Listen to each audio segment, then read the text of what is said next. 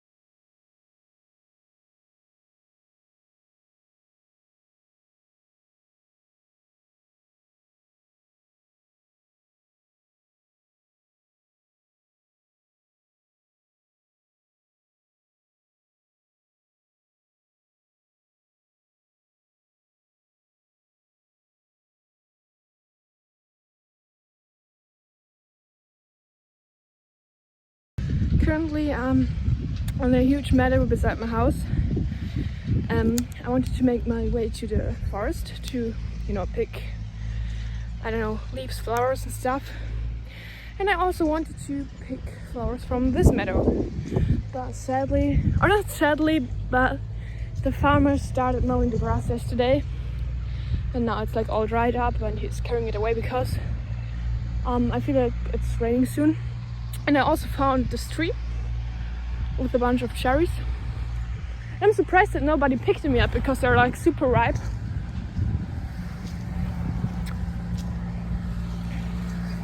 I think I'm gonna come back with a basket and take some, because it seems like nobody's taking care of them. Most of them are already starting to rot. Look how beautiful those are. Look at them, look at that deep red-black color. They're so sweet. Okay, now I'm gonna make my way into the woods. But I have to be careful because I'm not wearing any shoes and I won't show you my shoes because, I don't know, some people find feet to be appealing. And I don't wanna, you know, get bothered with that or be bothered with that. Just an animal trying to enjoy walking barefoot through the forest. Oh, there's nothing more beautiful than having like soil beneath your feet. I highly recommend it. It's like you have to make a first step before you try it, and maybe you should walk slowly before you know, go full on in. But it's so calming. It's actually scientifically proven. It's like good for your health because the nerves in your feet are connected to certain parts of your body, organs and stuff, and through stimulating them by walking, you know, on rougher grounds like this one, yeah, those organs get stimulated too, and it's good for your health. That's why foot massages are so helpful when you're sick. So let me make my way into the forest. Talk to you later. I talked a whole 20 minutes about nature and how polluting nature is awful because I found a bunch of plastic trash here at the side of the woods. My other pocket is also full, and what I wanted to say, on other stuff, I also found like a piece of plastic comb. Why the hell is that here? And you know, other plastic shit. What I wanted to say is, it's great that you go out into nature and enjoy yourself, but you really need to respect the space that is not ours, because we live in like villages, houses and stuff like that. That's our space, and we need to respect our neighbors, our environment there. We clean our environment there. The woods, they're living spaces for animals, plants and everything. And if you leave trash like plastic there, it can be lethal for animals, for them. It's quite fascinating how, I don't know what they're called in English, honestly. Ameisen. In German it's Ameisen. How they live. But back to the point I wanted to make. That's their home, and you know, it's great that we go in there and come back to our roots, enjoy ourselves, recharge ourselves, but we need to leave it the way, you know, we found it. And you know, picking some flowers that are not endangered or some leaves that are not endangered, stuff like that, it's totally fine. It's amazing that we use natural resources as, I don't know, medicine or food. For example, this leaf, I'm gonna use this for my crown later on, but it's not yours to take. In general, a lot of, you know, companies or rich people are currently buying up land to use it for their purposes. They're exploiting basically the land already. It's not happening now, it has been happening for years, but currently more attention is coming to the topic. You can't buy nature. Nature belongs to no one. Yes, there are borders. Some are because, I don't know, there's a natural like border, a mountain, a river that's separating cultures.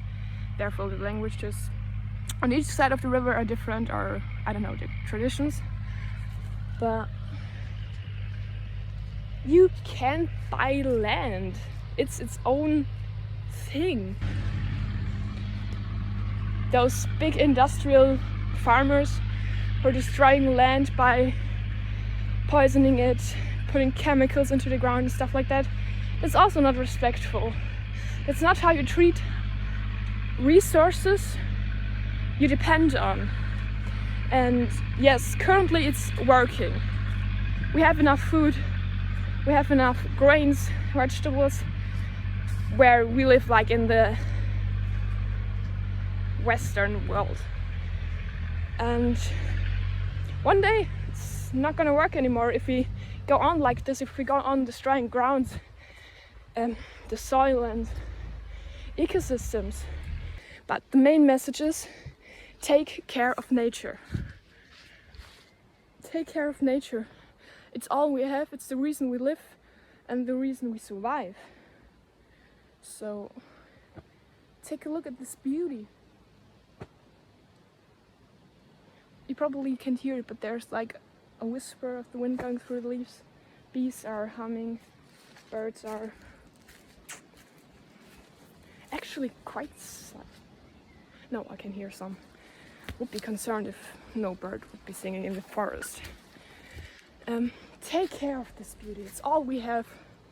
Once you realize that, there's like a beautiful Native American saying, And only when the last tree has been cut down, the last river is poisoned, and the last, I don't know, fish has died, we realized that you can't eat money.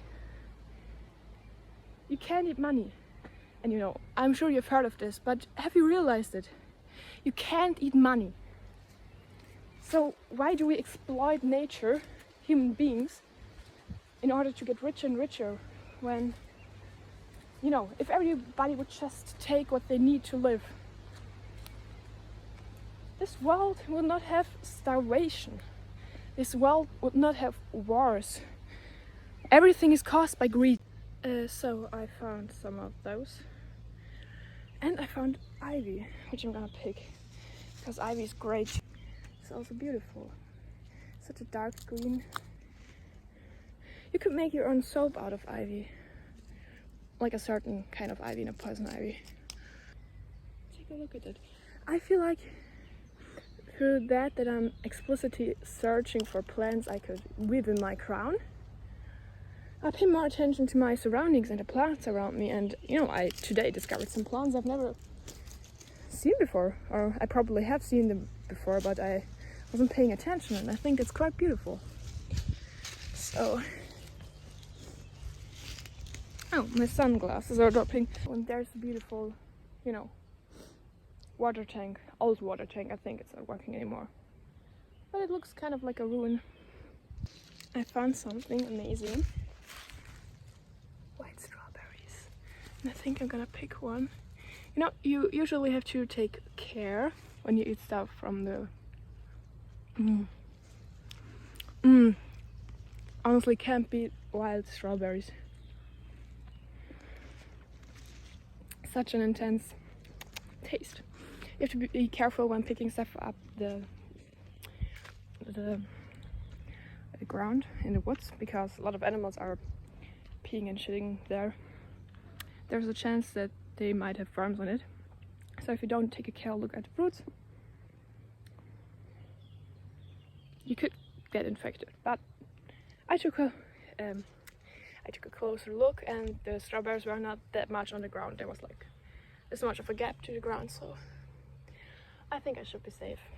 But there's like a little tunnel cave in the tree. That's fun. When I was a child, I used to build a whole like elf villages in those little caves and trees. So I'm not gonna pick those because I feel like the animals need them. But I found some berries in a pretty color, some flowers, but I have those in my garden, so I won't pick them. Those are pretty too. It's just an adventure going outdoors. If you take care, or you know, really stay open to see things, not just walk through the forest. Oh, that tree is beautifully covered in ivy, but I think I got enough, so I won't pick anymore. I'm being violently attacked by mosquitoes right now. I just wanted to show you those beautiful flowers. The bees need them, so I won't pick those. There were like a lot of bees on that bush, so I'll leave them to the bees. Oh, and there's some wild elderflower. Very beautiful. I actually made syrup this year, but it kind of turned out not so good. They're already almost gone. This one is still blooming. I'm gonna pick this one, but not for the crown. You can actually eat all the flowers. They taste so good. And smell, of course. They taste kind of fruity, a little bit sweet. And they smell like a dream, honestly. This smell is what I imagine waking up in a cottage covered in white linen and white garments feels like. It's tasting amazing. It's not particularly sweet like industrial sugar, but just if you know elderflower, you know what I'm talking about, but amazing. I think I want to keep that for the crown. Found those up there, smelling amazing. I think I got quite a bunch of good stuff. You know, I have mountains there, bigger forests, big meadows, little valleys, a bunch of rivers. But I won't be coming by one today, maybe another day. I'm just very glad to live in Austria. I know, I'm blessed. I appreciate it. I try to appreciate it every day and be grateful. So I just laid my flowers and stuff down because I wanted to show you something. Those violet ones, they're actually wild thyme. You can smell them. If you're familiar with plants and herbs, you can't, misidentify them almost. They are very, intense. Most of us have like thyme in their garden if you live on the countryside or buy them in the store or dried up, but there's nothing as intense as like wild mountain thyme because I'm living in the mountains. If you couldn't tell. What I wanted to say, be careful when you go into the woods and just pick plants. And I forgot to say that. As you maybe saw in the video, I always look like where a lot of flowers are. I pick a few. If there are only a few, I just leave them there because the animals need them, the bees and insects. Just say be careful. I only pick those I can identify and know are not poisonous or don't have a poisonous twin. Poisonous look-alike, because there are also like flower plants that can cause irritation when like some of their fluids come onto your skin. So I'm almost finished with my little midsummer walk. I just visited 2 little baby sheeps. They were very cute. I made some pictures. I also picked a few flowers, especially those violet ones. Our purple ones are very important because I'm celebrating with my father today, and those are his favorite flowers. They're sadly already limping. I don't know how you call that when flowers, start hanging their heads because of the heat today. It's actually really, really hot, about 28 degrees Celsius. So I moved indoors because it was very loud outdoors and very uncomfortable for me. And I want this to be a relaxing experience. I found some wire, but only like a really tiny, thin one. But that's all I found, so I think we're gonna have to work with that. And they also picked few herbs from our garden. So I got like a bunch of plants here. And now I'm gonna start weaving the crown, and I'm gonna give you an update every now and then. So I just made a main piece with wire and 2 slings on the sides, so I can connect it when it's done in the back. And I also cut the flowers and stuff into smaller pieces, and I'm now gonna wrap them around with this wire. And also, I almost forgot the feathers. I'm gonna add them too. This was way harder than I thought it would be. Because the wire kind of crushes most of the flowers. But this is where we're at right now. Let me show you real quick. Oh, that actually looks beautiful. I added a bunch of roses. I think they're almost too much. I think I'm gonna put some of those down. I need to add something in the middle, and I made quite a mess here.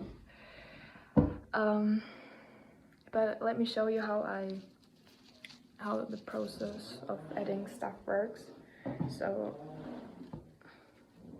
got a little bit of green here. I think I'm gonna add that to that middle part. Then I need a piece of wire. And then I'm going to add it by wrapping the wire around, securing it in the end at the back. That takes a minute. And then I wrap it around again and again until it's like in a position that I like. So I'm done with both of them. They're right here. Now I'm gonna clean up this mess and then I'm gonna show it to you. Very excited. Let me get you a sneak peek on the dress I got. Wait, I'm gonna step on my bed so you can see the whole thing. It's a little wider. It's cut a little wider. It's not very, you know, made to show a figure, but it's very airy, very light. It has like shorter sleeves you can roll up. And I actually wanted to wear it today for the bonfire. But my father said, first of all, after that it's gonna smell a lot like smoke, and I should be careful that I don't get a spark from the fire onto my dress and that a hole burns it because it's linen. And now I'm not quite sure if I should wear it because I think it's so beautiful. And dresses are made to be worn, but I don't want to put it into danger because it's so beautiful and I want to wear it for a long time. I have like this one. It's a traditional Austrian dress. It's actually pretty. It's almost 100 years old. It was my grandmother's. Let me show you real quick. Never thought that this is gonna turn into a little, you know, lesson on Austrian history. So all those dresses have like, it's like, I think hand sewn. All the Austrian dresses have like a blouse, but the blouse is like cut here, right here, because the dress is going over it. And back in the day, they used to, you know, be careful with garments and fabrics, not wasting anything. And all of them have like beautiful detail on here. And it's cut a little low. That's the special thing about the traditional Austrian dresses, that they're not cut here and covering the whole breast, but right in the middle of the breast. So the upper part of the breast is covered by this blouse, and the other part is covered by this colored fabric. And this apron, you wrap it around the main skirt, and the way you make the knot shows the other people what your status is. Maybe your, I don't really know which way is which, but for example in the middle I think shows married and mother or something, or no, wait, married. Then I think the one of the left one shows that you're in a relationship. The one on the right one shows that you're single, and then the back shows you're a widow or already have children or something like that. Honestly, I'm not quite sure about it. I need to inform myself. I only wear this like very seldom, maybe once. Wait a second. Maybe once or twice a year. But it's quite pretty in the fact that it belonged to my ancestors. It makes me love it way more. So I think it's also too precious to wear tonight at the bonfire. Little cut here. I'm gonna go to a lake near my house with my dad real quick. Take a jump in the water, and then I'm gonna come back, and then we're gonna prepare the food and the bonfire, and I'm gonna surprise him with his crown. Back from the lake, we had a great time swimming. It was very beautiful, very amazing. Those are our crowns for later on. This is my dad's, this is mine. I wrapped them in a wet towel so they could, you know, stay cool. And then we also bought local noodles from our local farmer on the way home.